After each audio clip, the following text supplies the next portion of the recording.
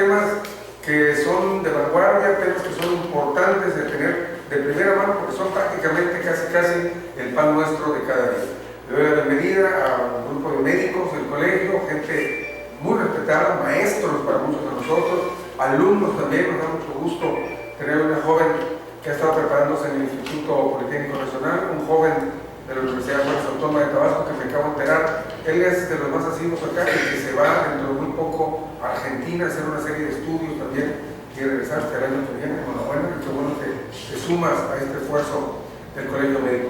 Hoy el tema es la importancia de la asistencia prenatal. Para esto, el doctor Calderón y el equipo del Colegio Médico de Tabasco se da la tarea de buscar a uno de los especialistas de esta materia, que sin lugar a dudas tiene todo el respeto, todo el afecto de la comunidad médica de Tabasco.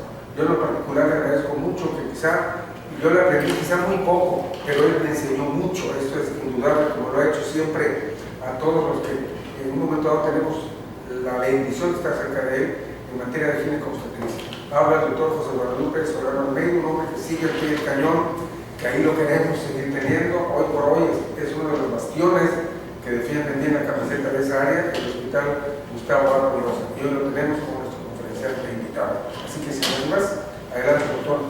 Muchas gracias al Colegio Médico de Tabasco y gracias al doctor César Valencia, que conozco de mucho tiempo, al maestro, y tuvimos la oportunidad de trabajar en la clínica que tenían ellos, y pues ahora le agradezco, igual que a todos los integrantes del comité, haberlo invitado a participar con esta reunión. Quiero que aquí todos pues, hagan un análisis. ¿Estoy haciendo bien lo que hago? ¿O estoy dejando de hacer muchas cosas? Y si las estoy dejando de hacer, ¿qué puedo hacer para modificar lo que no estoy haciendo correcto? Entonces vamos a hablar un poco de la importancia que tiene la asistencia prenatal, sabiendo nosotros que tenemos algunas inquietudes, y esto ha habido ya desde 1990, cuando nuestras autoridades, porque nosotros no lo hicimos, pero sí nuestras autoridades a nivel nacional hacen algunos convenios para que se abate la muerte materna. La asistencia prenatal, ese es el objetivo, tratar de abatir la incidencia de muerte materna, llevando pues, como consecuencia de una feliz término a ese binomio madre-fe. Y a la pregunta que nos hacemos, ¿por qué es importante enfatizar en la asistencia prenatal? Es importante para abatir el número de muertes maternas, ya sean directas o indirectas, que no solo afectan a la embarazada, porque esa ya murió, afectan al gremio de la familia. ¿Cuántos hijos quedan huérfanos? ¿Cuántos esposos se tienen que hacer ahora cargo de la asistencia de esos niños, tanto en vestimenta, tanto en alimentación? Y tienen que trabajar, y con quién los van a dejar. Por cada mujer que muere quedan 3 a 4 personas, niños huérfanos, que quién sabe cuál va a ser su futuro. También trata de disminuir la morbilidad materna y neonatal, que puede estallarse a dejar algunas secuelas permanentes en la esfera ginecológica. ¿Cuántas mujeres han tenido que ser extraído el útero cuando ellas tienen una hemorragia? ¿A cuántas a veces se les lesiona la vejiga porque tienen una penetración de la placenta previa a la vejiga? ¿Cuántas llevan a todas estas? Y muchos niños prematuros, a veces hay que extraerlos por alguna complicación como es la preeclampsia severa o eclampsia, que nos deja a niños con la posibilidad de tener secuelas, ya sea psicomotriz o en la esfera intelectual. También la importancia que tiene es identificar en la consulta. Aquí la idea sería iniciar la consulta. Aquella mujer, y máxima la niña que tenemos aquí, que está chica, antes de que se embarace debe acudir con su ginecólogo para evaluar si tiene capacidad adecuada para la reproducción. Yo primero digo a mis pacientes, primero tienes que ver si tienes capacidad para la reproducción. Porque a veces llegan mujeres de 40, 42 años, no tendrás una diabetes, no tendrás ya datos de osteoporosis o una cáncer de mama. ¿Cómo te voy a utilizar un embarazo? Pero siempre hay que ver en la consulta prenatal que preferencia una pregestacional para ver quién califica, para que no vaya a tener consecuencias catastróficas durante el embarazo. Que no lo puede hacer ahí, lo importante es identificar en la primera consulta de asistencia prenatal el estado de salud que guarda la paciente. Desgraciadamente esto se ha perdido. Se ha perdido porque el médico familiar, el médico general y a veces el ginecobstetra o cualquiera de los especialistas que se encargan de ver a la embarazada, no tenemos la cultura de hacer una historia clínica y solamente decimos, acude por embarazo. Señora, ahí tuviste la oportunidad de haber identificado en esta mujer, en su primer consulta de asistencia prenatal, el estado de salud que guarda y el riesgo del embarazo, orientándola a qué nivel de atención médica debe de acudir ella. ¿Se debe de quedar en el primer nivel? ¿Debe de ir a un segundo nivel? O a veces, entre comillas, porque en Estado de Tabasco no tenemos tercer nivel de atención. Entonces, también nos permite esto. ¿Qué importancia tiene es identificar? Ya no lo hice en la primera consulta, pero cuando menos lo tengo que hacer. Durante la asistencia prenatal, durante las consultas subsecuentes, ¿qué debo de hacer? Identificar durante la asistencia prenatal aquel embarazo que tiene una evolución adversa. Ya desde hoy, ahorita podemos identificar desde el tercer mes qué paciente va a tener una preeclampsia. No lo quiero hacer al tercero, al quinto mes. ¿Qué paciente va a tener una preeclampsia? ¿Tengo la capacidad para manejarla o la debo de enviar a otro nivel inmediato donde pueda manejarla? Ya puedo identificar al quinto mes qué paciente tiene probabilidades de tener una placenta previa. Le debo de orientar qué debe de hacer para que no tenga una hemorragia, o al menos evitar la vida sexual, porque sabemos nosotros que la hemorragia es una de las causas más frecuentes. Entonces, si no lo pude hacer en todas las consultas, cuando menos durante ya las consultas subsecuentes, evaluarla y tener nosotros la capacidad de decirle qué vamos a hacer. Hay el compromiso que se hace en nuestras autoridades, entonces creo que a ninguno de nosotros nos dijeron, todo lo leemos por la literatura. Este es el compromiso del milenio que se hizo, de los tantos compromisos que hay del milenio, este es uno de ellos, que era abatir la tasa de la muerte materna, que en 1999 habían 89 defunciones por cada 100.000 nacidos. Y deberíamos lograr para el 2015 tener 22 defunciones por cada 100.000. Es un problema que a veces es más difícil que se llegue a lograr. Vean ustedes lo que teníamos en el 90, 88 defunciones por 100.000, pero en el 2011 apenas andamos con 43, y ahora en septiembre, el último consenso que hubiera, el censo tuvo 38 defunciones. No se va a cubrir la meta, pero hay muchas causas que no nos permiten cubrir esa meta. La política es una de las causas. Vean ustedes los aspectos de la muerte materna en el 2012, ¿cuáles fueron? ¿Por qué mueren nuestras pacientes? De 960 muertes que hubieron en el 2012, el 55% tenían seguro popular. No sé, a veces dicen, yo tengo mi seguro, y hasta dónde tu seguro es capaz de ayudarte a resolver tus problemas. El 60% recibieron más de entre 1 a 5 consultas. Lo primero que se decía antes es que no acudió a la consulta. Hoy la mujer embarazada en los censos que yo tengo, el 97% está acudiendo a consulta prenatal. Pero sin embargo, a veces nosotros los médicos no hacemos las cosas que debemos hacer. Sin embargo, hay que ver que aquí hay una situación importante. Vean, el 81% de las muertes en el 2012 ocurrieron a nivel de los centros hospitalarios, háblese del número 1 sector salud y aún, pero es afortunadamente la muerte materna muy baja a nivel de las clínicas particulares o la medicina particular. Ahí se discuten a veces, porque cuando ya la ven muy grave la envían a un hospital del sector salud, puede ser una extraña. ¿Por qué? Porque los gastos se van incrementando, y los gastos que se van incrementando a veces la paciente o la familia no puede. El 11% de ellas mueren en el hogar.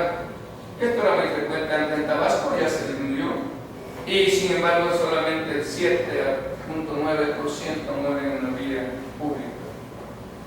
Las principales causas de muerte materna a nivel nacional, de acuerdo a estos datos de 1914, de enero al 31 de 9, vean ustedes, ahí está la número 1, era la hemorragia obstétrica. Y sigue siendo la hemorragia obstétrica la principal causa de muerte materna directa. Muchas veces porque no tenemos la experiencia en manejarlas, muchas veces porque la paciente nos viene diciendo, traigo sangrado, doctor, y viene el médico a nivel de urgencia y le hace un tacto vaginal y lo que hace es precipitar más el sangrado y poner en peligro la vida de esa paciente. También tenemos el otro problema serio, hay la hipertensión gestacional, entra con el 18.5%. ¿Será que no se pudo identificar durante la asistencia prenatal, hacer un manejo correcto?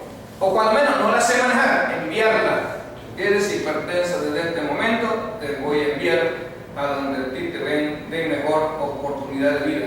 No que dejamos a la paciente y todavía la vamos a enviar hasta que ya están convulsionando, o bien que tuvieron ya una preeclampsia severa y que ya tienen cefalea, y todavía hacemos, como tienen cefalea y náuseas y vómito, darle una dimetilpirazolam, darle una guanadoxina, que son cosas que en lugar de ayudar, se va el paciente a veces, muy convencido a su casa de cómo se le va a quitar, y llegando a su casa o antes ya están convulsionando y a veces tienen una hemorragia cerebral. Entonces vemos nosotros que son muertes que se pueden evitar. Así también esto, en 1912-13 nos afectó mucho las enfermedades sistémicas respiratorias cuando nos cayó la enfermedad de la influenza, de la cual la mayoría de los médicos no teníamos experiencia en realidad en su diagnóstico, y además los medicamentos no eran muy limitados, había que justificar su administración. Actualmente ya hay más libertad para el manejo, hay mayor experiencia y hay protocolos bien diseñados. Aún todavía la sepsis puerperal sigue dando problemas, con el 5% de las muertes en este, y hoy está ganando auge la embolia venosa. Ahorita está incrementándose. ¿Por qué? Porque nuestras pacientes tienen mayor sobrepeso y muchas de ellas las dejamos entrar en un trabajo de parto y después de un trauma que hicieron en todo el segmento uterino inferior, las operamos y todavía no se quieren levantar y hacemos que se vayan a hacer estasis venosa, y cuando se paran viene entonces una embolia pulmonar que las puede matar. Todavía el aborto sigue al margen con un 3.8% de las causas de muerte materna. Vean ustedes las principales entonces causas de hemorragia que vienen en el 2010, y tenemos estas, la placenta previa. Aquí preguntamos, ¿se pudo haber identificado durante la asistencia prenatal? Sí, todos hacemos ultrasonido, dicen, pero no sabemos ni para qué lo hacemos.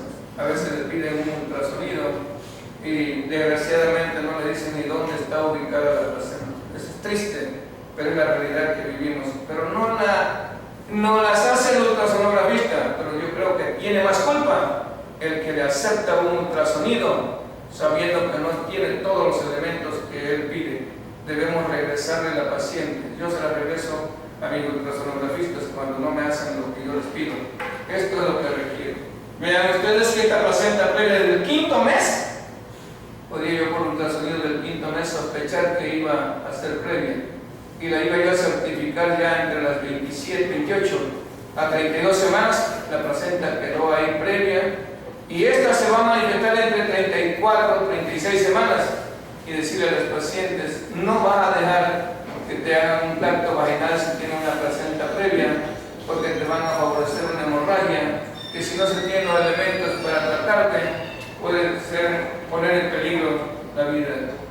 Otro de los fenómenos que tenemos muy importante es el desprendimiento prematuro de placenta no inserta. ¿A qué se debe esto? Básicamente a la hipertensión gestacional. ¿Pudimos identificar si la paciente iba a tener hipertensión gestacional durante el embarazo? Sí. ¿A partir de cuándo? Del 5.º mes. Sabemos nosotros que la hipertensión gestacional es aquella que da después de las 20 semanas. Pero ya el 5.º mes podría saber. O en la primera consulta, aquella mujer que tuviera exceso de peso, máximo si tiene más de 30 de masa corporal, tenía riesgo de tener una hipertensión y tengo que manejarla, y si no la sé manejar, enviarla temprano donde le pudieran dar atención. Otro de los fenómenos importantísimos, y quizás el más frecuente causante de hemorragia, es la hemorragia postparto, por las tensiones obstétricas a veces, que sabemos que hay un útero sobredistendido por un producto macrosómico, en la realidad son frecuentes, y está el producto macrosómico y no somos capaces de hacer una profilaxis administrándole oxitocina de inmediato al parto. Pero lo más triste, que le arrancamos la placenta a la paciente, no la dejamos a que ella nos la entregue. Si ustedes le arrancan la placenta a una mujer, ella llora, pero no llora lágrimas transparentes, llora con sangre. Y entonces yo les recomiendo a mis residentes, por favor, deja que la paciente te entregue la placenta y cuando tengas los datos de desprendimiento de placenta, puedes traccionar. Mientras no, porque si se la tracciona el útero no se ha contraído, y lo que va a hacer mientras no se esté contraído, va a favorecer una hemorragia. Hoy esto, aunado a todo lo que todos sabemos que a veces se usan medicamentos para inducir el parto. Siguen las otras causas, como ustedes ven, de hemorragia del tercer y todavía aquellas hemorragias tardías del puerperio, del lecho placentario que son causas. Los indicadores de la muerte materna en el país, ¿de qué hablan estos indicadores? Vean ustedes que esta muerte, yo digo a veces, pobre mujer, después de haber disfrutado una felicidad coital, de haber gozado ese momento, no sabía que era uno de los momentos más tristes para su vida. Al estar vinculada a la muerte materna con un evento fisiológico, el embarazo es un evento fisiológico, no es una enfermedad, con duración de 9 meses y 42 días, permite ser un indicador de las políticas de salud pública. Podemos decir que estarán bien nuestras políticas de salud pública en nuestro país y en nuestro estado, pues quién sabe, ahí vean ustedes si abatimos la muerte.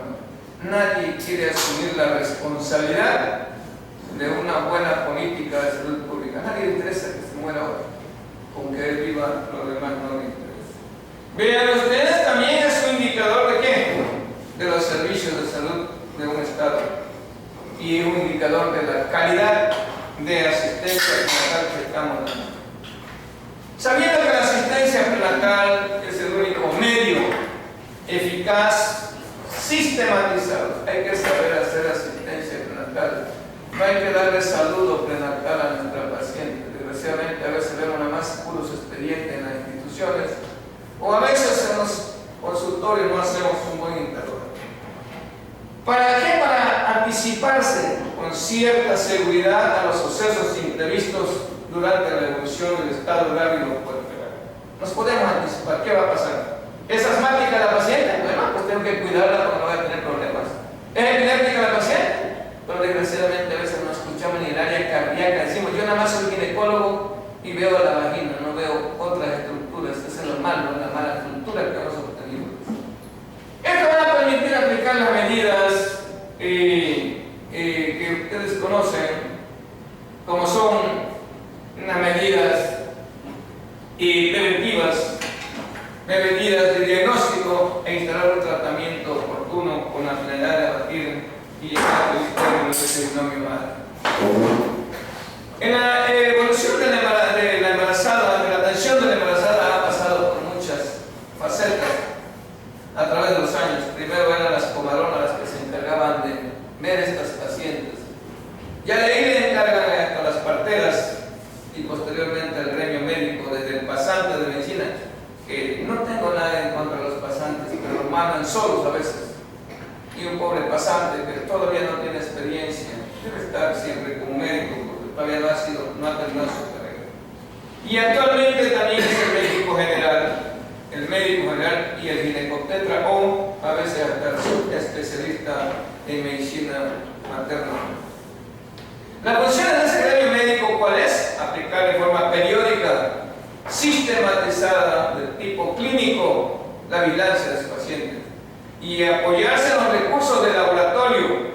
¿Por qué no? Porque la paciente diga, estoy bien, doctor. Sí, pero es que hay que ver, realmente estás bien. Y de acuerdo a la edad gestacional y el riesgo, cada edad gestacional tiene un estudio que hay que hacer. No es nada más que llegue a mi paciente.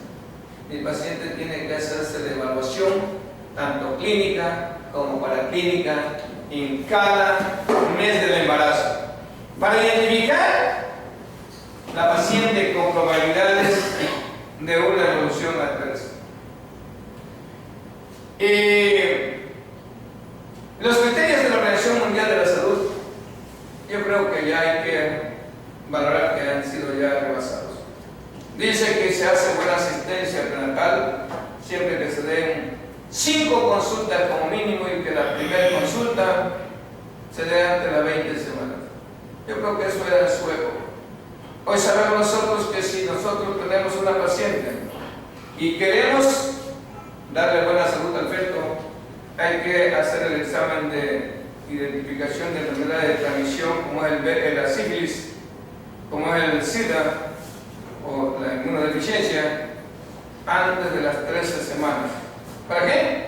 Para que si yo doy un tratamiento antes de esa edad gestacional, cuando menos a la madre no le voy a garantizar la vida, no sí le voy a prolongársela, pero sí voy a evitar que ese feto salga con la enfermedad.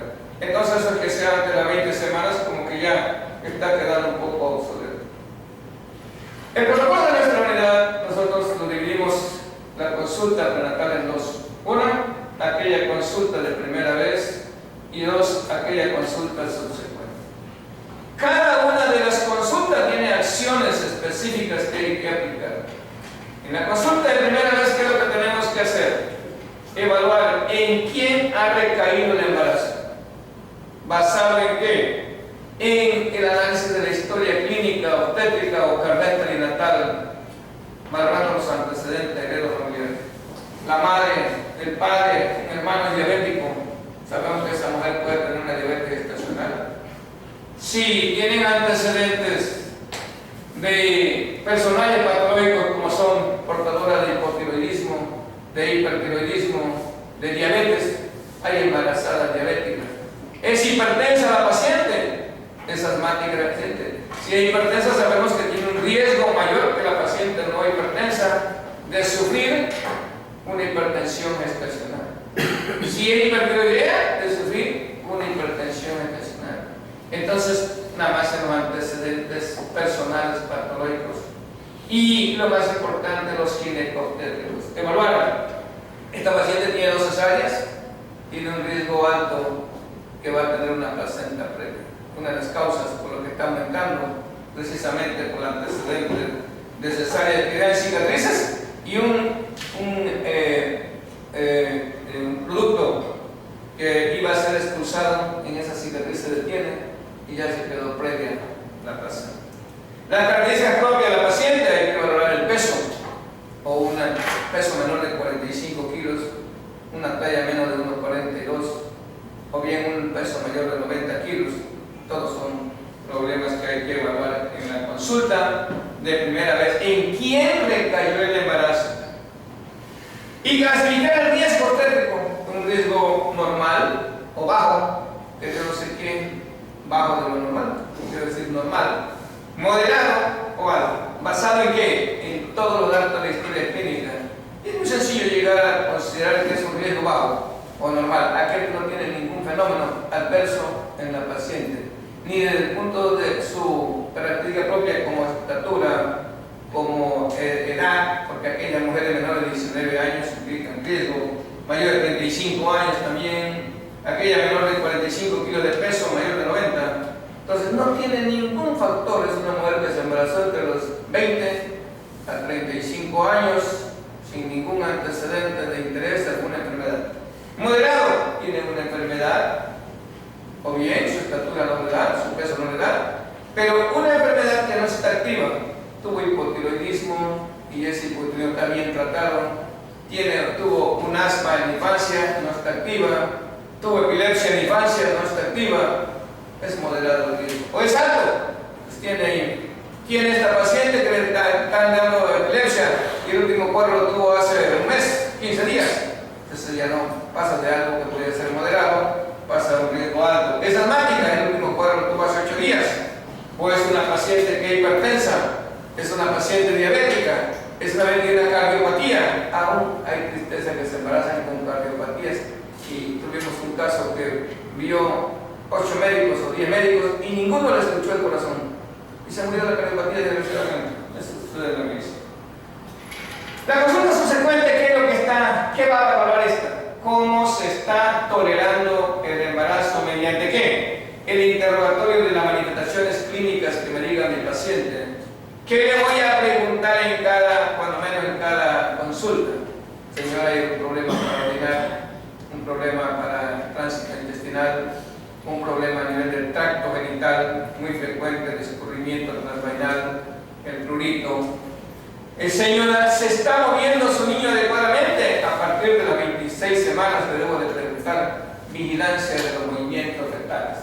Entonces, también le debo de realizar, ver cómo salen mis exámenes de estudios de gabinete y laboratorio, de acuerdo a su edad estacional, como vamos a ver más adelante. Cada edad estacional tiene estudios que hay que hacer a los pacientes. Y voy a identificar las posibles complicaciones basadas en estos resultados. Y aplicar el manejo preventivo y terapéutico temprano de las posibles complicaciones que pueden surgir. Los estudios de laboratorio que tenemos que hacer a veces, hay que entender que esto es para una mujer que va con una evolución normal.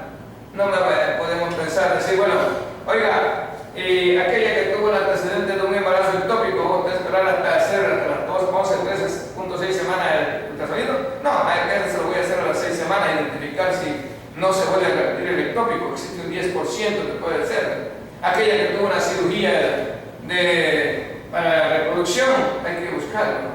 Aquella que tiene miomatosis, hay que buscarlo. Entonces, de rutina tenemos que hacer lo que llamamos el ultrasonido del primer trimestre. Pero hay que saber qué voy a buscar ahí, no nada más que me midan qué diámetro biparietal, qué longitud del fémur. No, señor, esto no me interesa a mí me interesa ver que no tengo una cromosomopatía del feto. Hay marcadores especiales y me va a permitir certificar la edad gestacional, porque a veces la mitad se equivoca de última menstruación y el mejor parámetro para certificar la edad gestacional es el ultrasonido que se realiza en el primer trimestre. Los demás tienen variaciones. Este tiene variación de 3 a 5 días. Un ultrasonido del segundo trimestre tiene variación de 7 a 10 días. A 32 semanas ya tiene variación de 10 a 14 días, de 38 a 40 hasta 3 semanas de diferencia. Por eso nosotros siempre insistimos que el primer ultrasonido en el primer trimestre es tan importante y que no se lo deben de quitar los centros de salud a las pacientes, sino dárselos cuando la envían a los hospitales de segundo nivel para que se pueda certificar, porque la paciente se le olvida a veces la fecha del último mes. Nos va a permitir que el ultrasonido identificar se trata de un embarazo único, un embarazo múltiple o cuántos fetos hay.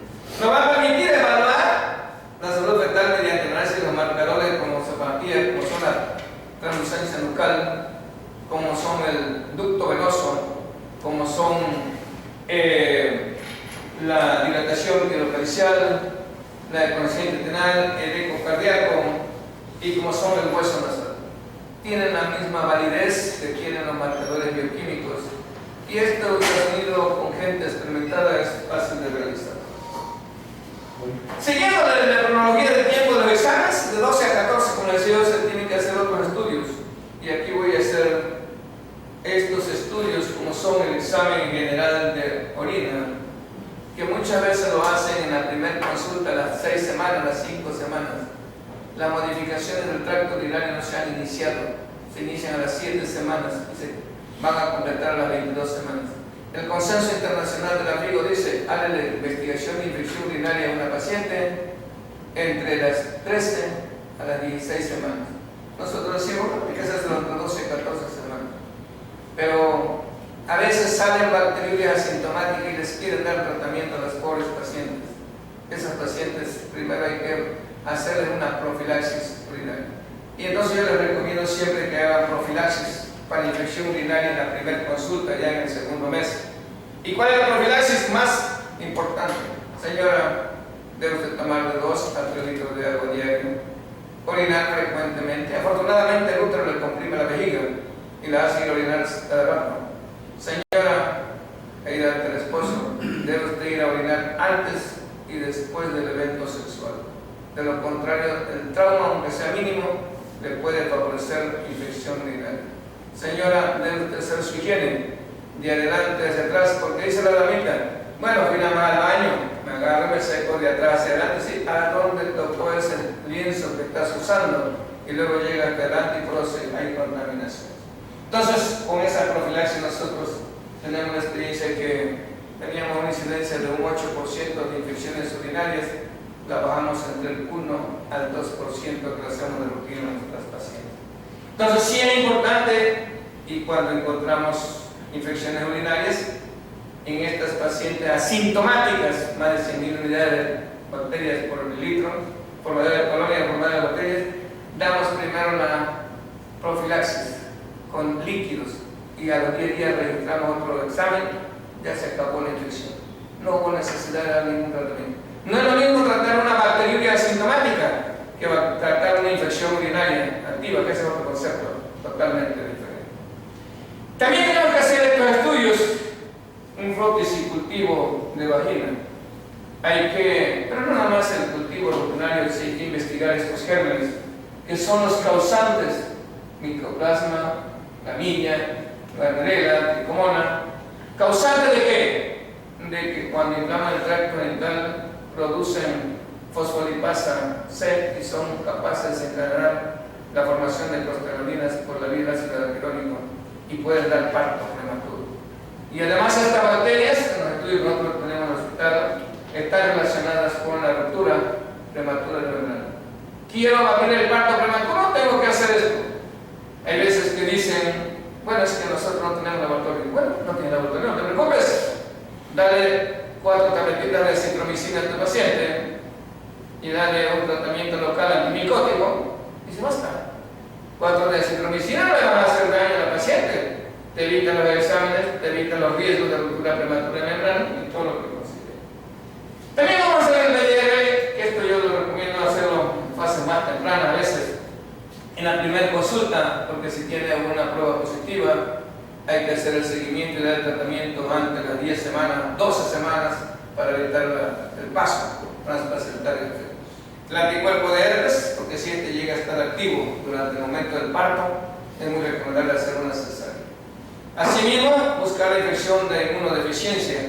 Es de rutina que hay que hacerlo, siempre se informa a la paciente, hay unas normas que hay que hacerlo para evitar el problema del producto. Si yo inicio un tratamiento antes de las 13 semanas, 14 semanas, tengo la probabilidad alta de que el producto va a salir sin ningún problema. Pero si lo quiero hacer ya en la fase terminal del embarazo, no voy a lograr mayores cosas con el producto. El objetivo de este estudio es identificar, como ven ustedes, el embarazo con riesgo alto de parto prematuro, ruptura prematura, pretérmino de membrana, debido a infección del tracto. Dirían ustedes, bueno, y la monilla está parto prematuro. Sí, porque no sé en qué momento va a dar un proceso inflamatorio. Proceso inflamatorio que desencadena la producción de prostaglandinas que van a ir al útero al contrario. De 16 a 20 semanas hay que tener la alfa-fetoproteína sérica materna. ¿Con qué intención? Identificar ahí a los fetos que traigan algún problema a nivel de vías del riñón, de respiratorio, digestivo, pared abdominal. Y como ven ustedes, hasta patología de intercambio de la placenta.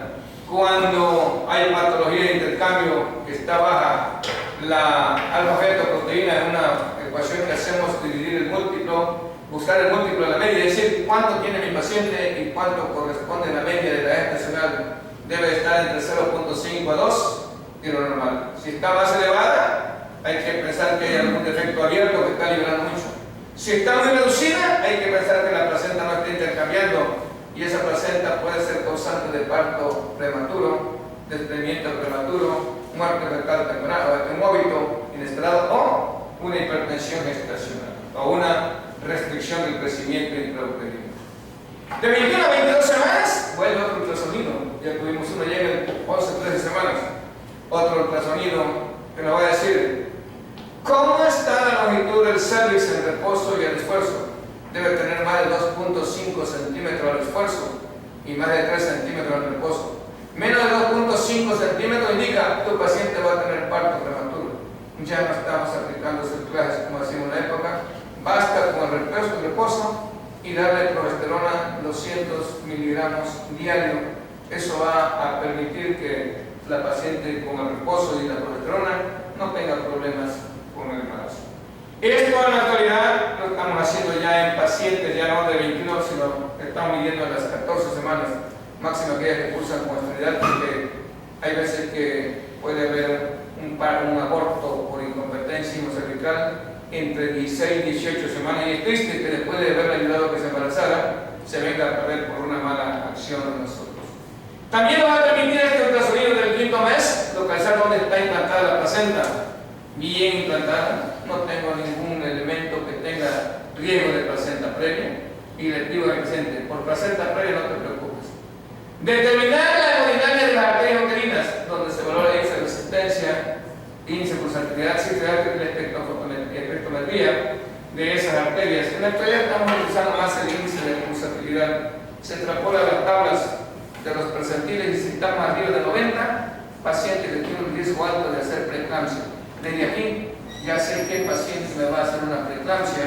Y hay muchas teorías y deficiencia de vitamina D, por deficiencia de calcio, por deficiencia de otra elevación de proteína.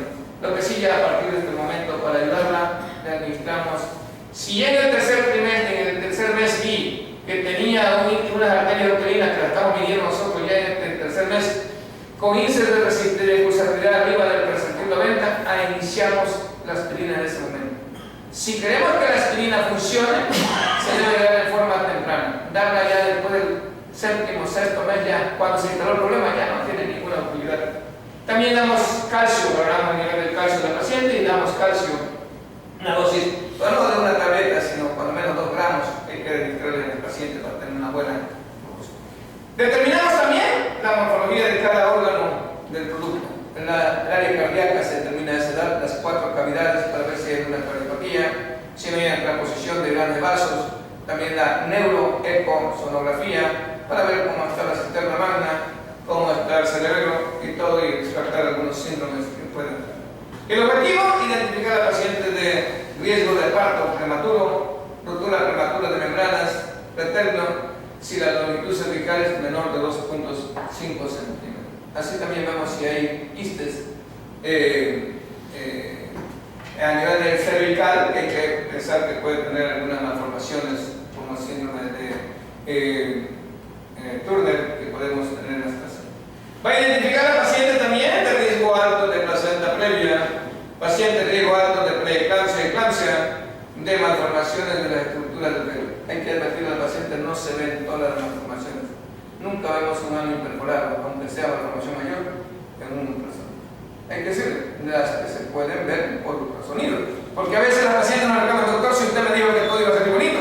No, te estoy diciendo de las malformaciones que se ven por ultrasonido, no tenemos ninguna aparentemente. Viene la otra de 24 a 28 semanas de otros estudios que hay acerca en ese momento. El tamizaje de la diabetes gestacional, ya sea con prueba rápida o con una curva de tolerancia a la glucosa de 100 gramos y medir el nivel de insulina. Tenemos acostumbrados a medir insulina. Recuerden que para que se eleve la glucosa, lo primero que tiene que faltar es la insulina. Y entonces a veces también hay que entender que muchas mujeres tienen un buen control de la glucosa, pero esas mujeres que tienen bien controlada su glucosa, lo tienen a expensas de que tienen elevada la insulina. Entonces siempre es bueno medir las dos cosas. Nosotros lo hacemos de rutina en nuestra paciente. ¿Qué tiene como finalidad? Identificar a los pacientes con diabetes gestacional. Si nosotros nos dejamos, podemos encontrar que hasta el 8% de nuestras embarazadas tienen diabetes gestacional. Basta con manejarla con dieta, una dieta muy adecuada para evitar productos macrosómicos, disminuir la incidencia de cesáreas que pueden tener complicaciones. De 28 a 31 semanas hay que realizar siempre su Papá Nicolau, si no se lo había realizado en el último año de la paciente. Por ahí hay las costumbres erróneas que da tristeza verlas. Papá Nicolau cada 3 días, cada 5 meses, cada 6 meses. Señores, el virus del papiloma humano, si no lo encuentro, tarda en dar lesiones de 3 semanas hasta 9 meses. Papá Nicolau cada año es más que suficiente, pero el comercio nos va a llevar a nuestro nivel. Aplicar el toxoide titánico. Lo usan siempre en la primera consulta. Bueno, se aplicó en la primera consulta cuando había muchos tétanos de recién nacido antes, que nos tocó vivir aquí en el estado de Tabasco. Ya veíamos que el niño que iba al arqueado y le pasaba la mano por debajo del dorso, ese era tétano. Para evitarlo, hubo la ley de don Lucio Lastra: niño que se le muera de tétanos, se va al pasante. Se fueron 2 pasantes con los coronas, porque se tuvo una iniciativa de hacer bien las cosas y de hacerlas cumplir. Y ahorita por eso quedó que el pasante le llegaba a la paciente embarazada y en ese momento, ahí va la cosa. Señores, la placenta inicia el paso de gamma globulinas IgG hasta después de las 16 semanas. Y su máximo paso lo tiene a las 36 semanas. Por eso yo siempre recomiendo a mis pacientes aplicar la gamma globulina 30 a 31 semanas, para que cuando venga a ser el momento que la placenta dice, ahora sí pasen todos, es cuando tengo máximo el título. Además, la paciente tiene inmunidad. Nada más es un recordatorio inmunológico, no es como antes ya había muchas deficiencias. A la paciente con RH negativo, lo tenemos que examinar, interrogar en mi primera consulta. ¿Qué grupo IRH tienes? El 5% de nuestra población tiene el grupo IRH negativo, el RH, y el DU negativo. Un estudio que acabo de hacer de 49 o 52 pacientes con RH negativo.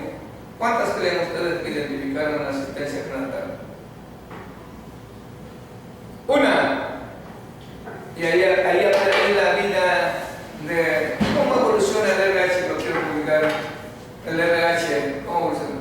2 pacientes tuvieron inseminación materno-fetal con hidrofetales. Una paciente tuvo DU negativo positivo, 8 pacientes no les pasó nada porque fueron negativos los productos. Entonces, vean ustedes qué calidad de atención estamos dando. Y esas 2 pacientes que tuvieron hidrofetales, ¿ahora qué tienen de oportunidad? Nada más buscar un semen de alguien que sea RH negativo. De lo contrario, ya no pueden tener hijos con su pareja. Entonces, vemos nosotros que hay que tener mucho cuidado con esto. A las 36 semanas, un ultrasonido obstétrico, ¿para qué? Ya mandamos un tercer ultrasonido, nos va a enseñar algunas cosas de la vida para evitar problemas y ver cómo está el líquido amniótico en mi paciente que va a entrar a otro modo de parto. Traer circular de cordón, cómo está un perfil biofísico para ver cómo voy a manejar el parto y orientar sobre el trabajo de parto en ese momento, sobre la lactancia y la planificación completa. Porque es triste que vemos que en cada consulta le dan orientación. Miren ustedes, en la consulta subsecuente, ¿qué tenemos que hacer? Interrogar síntomas urinarios, síntomas del tubo. Esto es lo que se hace de la subsecuente y el tracto genital inferior. Ver la movilidad fetal. Señora, hay que ver cómo se está moviendo su nene a partir de las 26 semanas. No que le dicen a las 12, 14 semanas, ¿le puedes ofrecer algo a las 12 semanas para sacar a ese niño? Señor, no, le vamos a ofrecer después de 26, podemos ofrecerle algo si está sufriendo el niño. Pero antes no tiene ninguna utilidad en estar haciendo. Y además, la mujer va a percibir movimientos hasta las 21, 22 semanas. Determinar la presión arterial en cada consulta. Ganancia de peso, frecuencia cardíaca materna. Desgraciadamente no la escuchamos. Somos malos a veces como médicos nosotros cuando escuchamos eso. El fondo uterino, el latido cardíaco fetal. Esto es lo que hay que manejar en cada consulta. Y analizar los resultados de los estudios de acuerdo a cada edad estacional. Si fuera de 22 semanas, si fuera de 14 semanas, ¿a qué edad estacional lo hizo? Solicitar los estudios que correspondan a la edad estacional. Ya vimos cuáles son los que hay que hacer de acuerdo a la evolución. Cuando es embarazo normal. No hablo aquí de embarazos de alto riesgo, que se debe de ser manejado por una unidad que tenga todos los elementos para ello.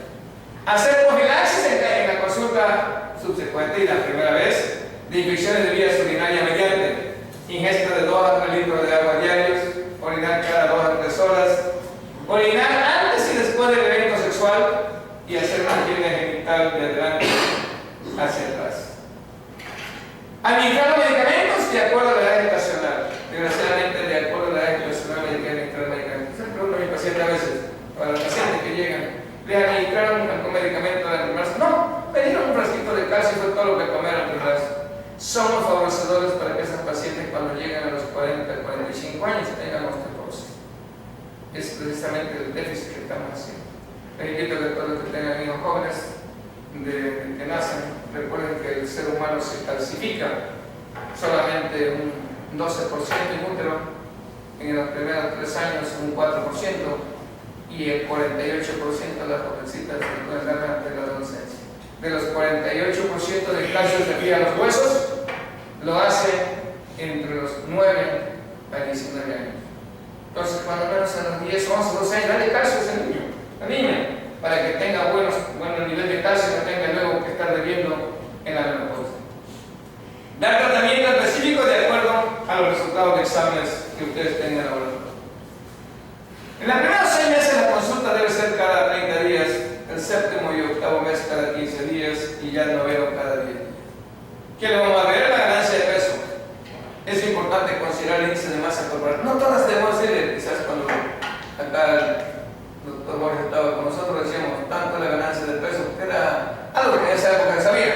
Hoy no, hoy ya cambia. Ahora, ¿cuál es tu índice de masa corporal? ¿Cuándo te voy a autorizar? Normalmente el paciente que tiene un índice de masa corporal normal, de 9 a 16 kilos de peso. Y en el primer trimestre debe de aumentar 500 gramos por mes, en el segundo 1 kilo, 1,5 y en el tercero de 1,5 a 2 kilos. La embarazada con índice de masa corporal de 20 semanas de embarazo sospechar de hipertensión. Creo que manejamos aquí. Estamos manejando. Está quedando. Embarazada con índice de masa corporal menor de 18, dale que gane. Cuando menos para que quede con algo de peso, cuando menos que le sirva el embarazo, dice, bueno, el embarazo me dio ganancia, gané tanto de peso, 16 y 18 kilos. Y el embarazada con masa corporal mayor de 30, limítale a 6, no más de 8 kilos. Así como hablamos del peso, también es importante registrar la presión arterial, pero registrarla adecuadamente. Desgraciadamente, yo lo veo hasta con nuestros anestesiólogos allá. Están midiendo la presión arterial en una paciente, no tiene el brazalete correcto. Debe de cubrir 1.5 veces el brazo. La cámara neumática, el 80% del brazo debe cubrirla. Y debemos tomarla con el brazo izquierdo y después de 15 minutos de reposo nuestra paciente. Si la tomamos cuando llega, que me iba a suspender la consulta del doctor, sucede que tiene la presión alta. Entonces, reunir los requisitos y ir bajando a una velocidad de cuanto menos 2 milímetros por segundo, pero no es que agarramos y subimos y vámonos, o a veces no da para el brazo y le metemos una cinta adhesiva, una tela adhesiva para que ahí lo agarren. Eso no sirve para nada, es nada más hacer lo que estamos midiendo, lo que no medimos. Con registro de presión arterial antes de las 20 semanas de embarazo, sospechar hipertensión siempre y cuando yo registro la presión arterial en las primeras 20 semanas. Recuerden que antes de las 20 semanas no hay preeclampsia, no hay hipertensiones. Si yo tengo registro de las primeras 20 semanas de sospechar hipertensión, cuando se incremente la presión sistólica arriba de 30 milímetros de la que tenía basal, o cuando existe un incremento de 15 milímetros de la diastólica. No lo quiere esto aceptar la mayor parte de los gremios de las sociedades internacionales. Por ejemplo, la ACOP no lo acepta porque este es un principio europeo. Y ya saben ustedes que lo que viene del otro lado, aquí no sirve, eso no sirve. Nosotros, les puedo decir que con esto hemos salvado a muchas pacientes de eclampsias y de preeclampsias severas, porque cuando tienen una presión normal ellas de 90 a 60, cuando ya están en 120, 75 ya están hipertensas. Y cuando están ya con una de 90 de diastólica, están convulsionados esas pacientes. Dicen, esta es hipertensión atípica, ¿no? Hombre, no es atípica, lo que pasa es que hay que ver las cosas. De no tener registro de la presión arterial en las primeras 20 semanas, debe considerarse hipertensión cuando se detecta la presión arterial arriba de 140 la sistólica y la diastólica 90, siempre y cuando persista por 4 a 6 horas. Cuando la presión arterial sistólica mayor de 140 y la diastólica mayor de 90 antes de las 20 semanas, tenemos que considerar que estamos de una hipertensión crónica y no de una hipertensión específica. Así como vimos la ganancia de peso, la presión arterial que hay que manejar adecuadamente, el crecimiento uterino. Las primeras 4 semanas el útero es intrapélvico. Desgraciadamente leen los libros de William y le dice que el útero sale de la pelvis hasta las 12 semanas del borde superior del pubis. Y eso es una gran mentira que trae la traducción mamá. Entonces es las primeras 4 semanas de intrapélvico y de ahí crece a razón de 1 centímetro por semana. En caso, por semana. Lo que quiere decir que si yo tengo un producto que tiene 22 semanas, tendrá que tener cuanto menos arriba del borde del pubis 18 centímetros. ¿Por qué? 4 de barrita y 18 son 22. Si tengo una diferencia de más de 4 centímetros, hablo que hay, si es hacia abajo, restricción del crecimiento, o bien un oligohidratos, o bien una edad gestacional de menor edad. Si hacia arriba, hablo que hay un producto macrosómico, que hay un polihidrato, que puede haber un embarazo múltiple, o bien con un tumor que se asocie a este embarazo. ¿Qué es lo que estamos haciendo? Entonces, mayoría o bien mayoría de la rendija de la base. El ultrasonido del primer trimestre es el mejor elemento para la fecha de última regla para permitir determinar la edad gestacional con una variación de más o menos 3 a 5 días. Por eso es importante correlacionarlo con ese crecimiento uterino. También tenemos que vigilar la frecuencia cardíaca fetal por ultrasonido y vamos a escuchar el corazón del producto a partir de las 6.3 semanas. Con el ultrasonido se puede ver el movimiento. Con el doctor en las 9 semanas, y si no lo escucho ya con el doctor en las 9-10 semanas, tengo que hacer un trasplante inmediato para descartar una enfermedad tromboblástica o bien un huevo muerto retenido que puede suceder. Con el final de 18-22 semanas, pero es triste ver a veces el pobre pasante que a las 14 semanas le está ahí enterrando al final a la pobre paciente en el abdomen y le dice, no le escucho nada, ¿cómo le vas a escuchar? La frecuencia cardíaca normal es entre 110-160 y desde las 32 semanas debemos realizar una prueba de Home en cada consulta que consiste en comprimir el fondo uterino y estar escuchando el latido cardíaco fetal. Si baja, el producto está mal. Hay que hacer un ultrasonido o bien una hemodinamia fetal. Los medicamentos que hay que hacer, que hay que darle, vean que son pocas cosas que se olvidan, nada más peso, presión arterial, frecuencia cardíaca fetal y el crecimiento uterino. No hay nada que vigilar. Todo aquí los estudios que hay que hacer. Medicamentos en los primeros 3 meses, ácido fólico, 5 miligramos, no 400 microgramos, es más 400 microgramos, no, la pobre paciente a veces se engaña porque en la farmacia les engañan, tiene 400 y tiene 5, lo que pasa son 400 microgramos, son 5 miligramos para evitar defectos del tubo neural, defectos de pared abdominal y damos 400 microgramos, o sea 0.5 miligramos a partir del 4.º mes, pero para evitar anemia megaloblástica. Lo único que damos es esa dosis. Desde el 3.er mes del embarazo, es ideal dar este medicamento para hacer profilaxis y todo el tiempo que lo estén intentando y los primeros 3 meses de embarazo. Hay que dar mepicina y monodoxina si hubiera náusea y vómito para evitar los vómitos y que vaya la paciente a perder peso. 25 miligramos cada 12, 24, hasta cada 6 horas, dependiendo de qué, de la magnitud del vómito que tenga. A partir del 4.º mes y durante todo el embarazo, hay que dar hierro. Entonces no se absorbe como el estómago. Lo ideal es darlo con el estómago vacío, en ayunas. Ninguna lo da, ninguna lo soporta. Hay veces que mejor le decimos que lo tomen unas 2 horas después de haber tomado alimento. Y si le da estreñimiento, indica que no está absorbiendo el hierro y que tal se lo pase con jugo de limón o con naranjada para que el ácido le absorba el hierro a esa paciente. Hasta 0.4 miligramos de ácido fólico. Y en la cena, citrato de calcio, el que más se absorbe, porque se absorbe un 33%, el carbonato un 30%, el gluconato un 28% y el gluconato un 28%. Hay que buscar uno que se absorba bien. Se absorbe mejor cuando se complementa con vitamina D, hay que darle 400 unidades. Mi experiencia que tengo para las mujeres pequeñas, todos son deficientes de vitamina D. No hay una casa que tenga vitamina D. He encontrado muy pocas, pero de campo. Lo de la ciudad, todos son deficientes de vitamina D. Y eso les estaba originando mucha osteoporosis. Estoy haciendo estudios sobre osteoporosis en ellos. Y todas tienen deficiencia de vitamina D. La vacuna contra la influenza estacional hay que mandársela a los pacientes. Primero se decía hay que dárselas al 4.º mes, no se tiene experiencia. Ahora se puede darle desde el 2.º o 3.er mes, porque no es el virus, es una partícula, no va a ser la afectación al producto. La vacuna del cáncer tetánico, reactivación al 7.º mes, es lo que tenemos que hacer en el medicamento. La gamma globulina para los que son RH negativo, siempre y cuando se reúnan los elementos de madre RH negativo, DO negativo, padre del producto inútero RH positivo, el CUMSI directo negativo. Debemos dar una ámpula de 300 miligramos de vitamina D entre 29 y 31 semanas. ¿Por qué a esa edad? Porque una paciente ante las 29 semanas es del 1%.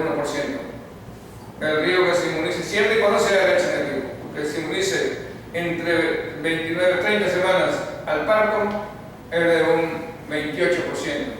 El riesgo que se inmunice en el posparto de un 70%.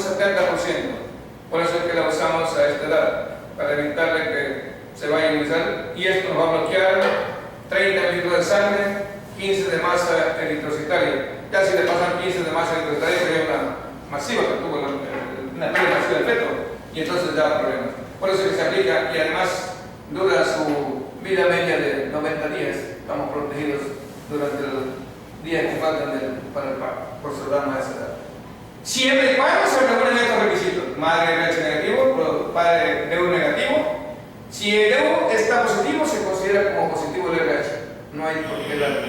En el estudio de los 52 casos encontré un DU positivo. Bien. Acciones protocolarias de acuerdo a la consulta y edad. En una revisión de 80 casos, vamos a ver lo que si nosotros aplicando las acciones protocolarias que encontramos. El riesgo obstétrico fue un 82% normal, solo 17% tenían riesgo alto. Los antecedentes que dieron el riesgo alto o el riesgo de la paciente fue antecedentes de preeclampsia. No lo preguntamos, y la mayoría de los pacientes nunca se acuerdan, porque como no tenemos la capacidad en los hospitales de decirle: usted cursó con una hipertensión, tenga mucho cuidado para el siguiente embarazo, 25% creen que le puede volver a dar. El factor RH negativo en los 80 casos, miren cuántos fueron: 5%. El antecedente de un cono cervical por alguna lesión intraepitelial, 375. Hubo un caso de hipertiroidismo, hubo un caso de epilepsia y hubo un caso de asma. Vean ustedes que todo esto se tiene que identificar ahí para evitar el problema.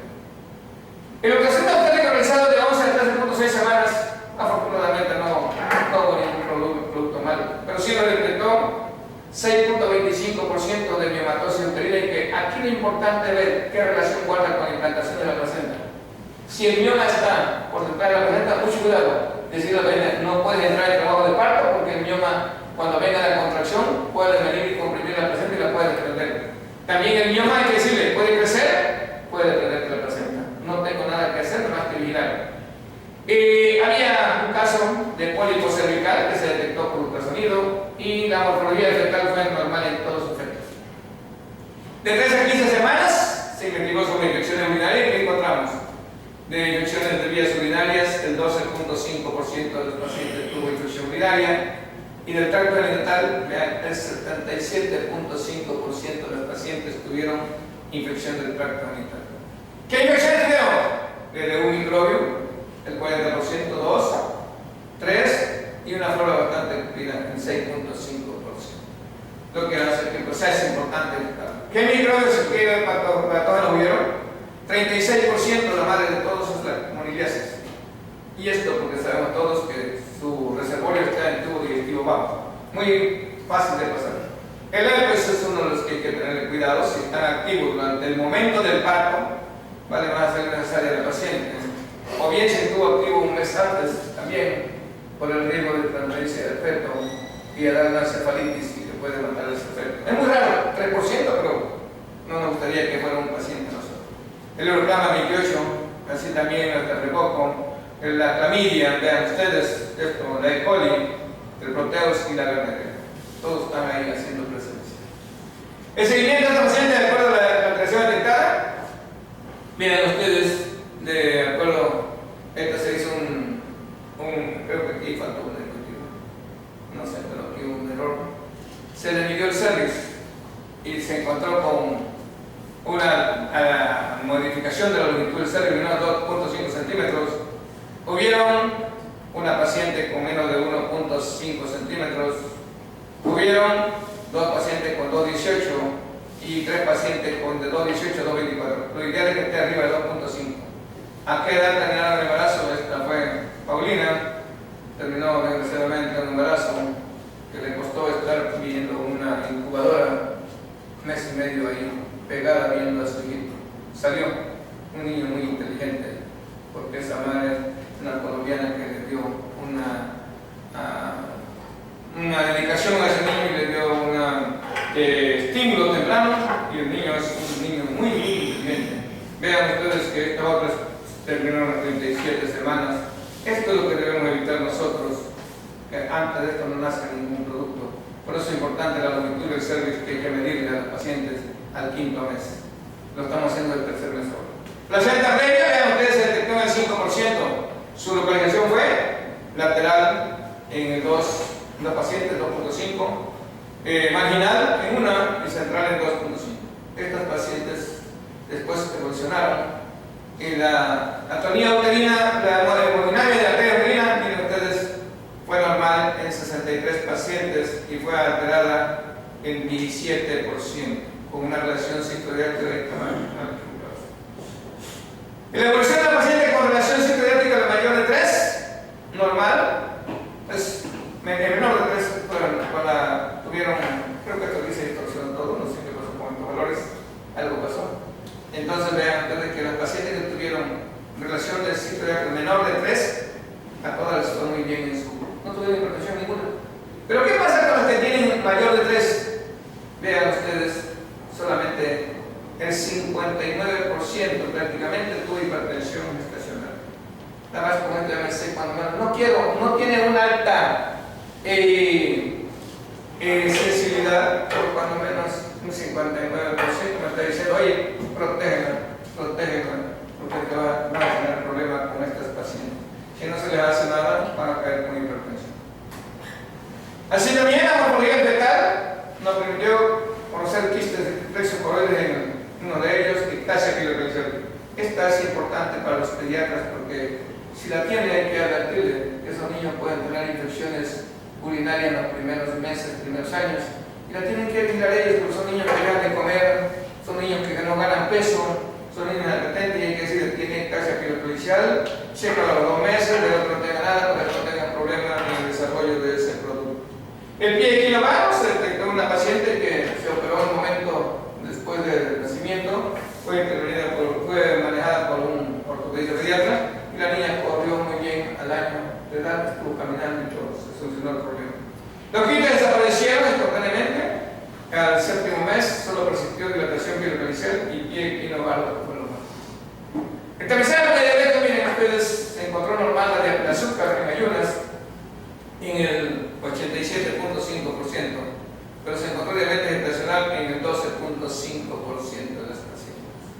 Esta era la glicemia en ayunas, vean ustedes, de las que estaban con diabetes gestacional, la glicemia en ayunas estaba entre 73 a 84. Por eso tenemos a veces mejor que hacer una curva. Si no le hacemos la curva, dejamos descubierto un 30%. Aquellos que tenían mayor de 95, el 70% estuvieron ahí en. ¿Qué quiere decir? Porque tenemos como norma en obstetricia glucosa en el embarazo más de 95 es hiperglicemia. Y esto nos habla de que hay que cuidar la diabetes. Estas pacientes en todo tamizaje, que si nada más checo glucosa, esta paciente hay que hacer curva, porque esta paciente va a tener diabetes. La inmunización se hizo en 4 pacientes. Concluimos con esto que la asistencia prenatal periódica sistematizada de tipo clínico, apoyada en los recursos de laboratorio y gabinete, de acuerdo a la edad gestacional, muy importante esto, y de acuerdo al riesgo obstétrico, es el único elemento para disminuir la morbilidad y mortalidad materno-fetal. El clínico debe solicitar los estudios que corresponden a la edad gestacional y el riesgo obstétrico. No estamos aquí más que hablando del riesgo normal, por eso no hay estudios especiales que se piden eso. Los laboratorios deben realizar los estudios de microbiología del tracto genital inferior completo y no únicamente un frótesis cultivo de vagina que no nos sirve de nada en nuestros pacientes, porque la clamidia, el uroplasma y el micoplasma no lo detectan, ni la Neisseria si no se toman muestras de conducto en lo cervical y si no se cultivan en los medios especiales para ello. Los gabinetes de ultrasonido deben realizar un estudio completo y olvidar realizar únicamente somatometría porque digan que los ultrasonidos son de primer nivel. No hay nada de primer nivel. Hay ultrasonidos para una embarazada y debemos dar calidad a nuestras embarazadas. Pero como siempre se excusa, es que soy de ultrasonido de primer nivel. ¿Para qué haces cosas que no sirven para nada? La mortalidad prenatal y materna está en nuestras manos. Hagamos una atención prenatal de calidad en beneficio de ese binomio madre. Yo creo que es lo único que puedo decir, que deben de valorar. ¿Qué pasaría sufrió una eclampsia, convulsionó y se murió.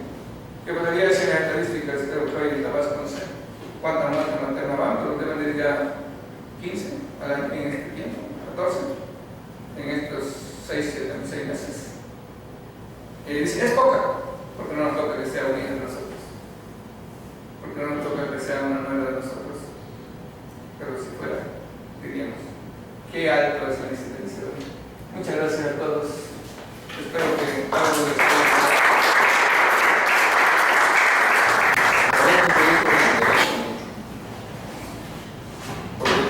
claramente nos los explica usted. Son cosas, son padecimientos que en un momento dado puede uno detectar a tiempo como médico general. Puede uno detectar, normar, tener ya un plan de tratamiento y a la paciente que es necesario enviarla al siguiente nivel. Estamos hablando de diabetes, estamos hablando de diabetes estacional, estamos hablando de hipertensión, estamos hablando de infecciones, lo cual todo, como dijo el doctor, puede ser detectable. El uso racional del ultrasonido, que es un elemento que antiguamente pues era difícil tenerlo, pero ahorita es muy fácil tener una máquina de ultrasonido muy cerca del área donde trabaja. Los centros de salud están atendidos por jóvenes, por médicos jóvenes que están saliendo de la escuela de medicina, de apenas el internado, y muchas veces están solos, no tienen no hay un tutor, no hay un médico especializado o un médico que ya tenga tiempo en la profesión para apoyarlos. Entonces, esta es la razón por la cual el Colegio Médico está haciendo este esfuerzo para que esta información de primera mano que nos dan especialistas connotados fluya y permee entre nuestros médicos jóvenes. Doctor Soberano Almeida, pues yo quiero agradecerle en nombre de todos los miembros del Colegio Médico, mío en particular, personalmente, el trabajo que hace usted, y pues que esto quede como un parteaguas para que nuestros jóvenes colegas sepan apoyarse en los siguientes niveles de la primera atención. Segundo nivel, y como él dice, tal vez un tercer nivel. Muchísimas gracias, doctor. Gracias. Buenas noches.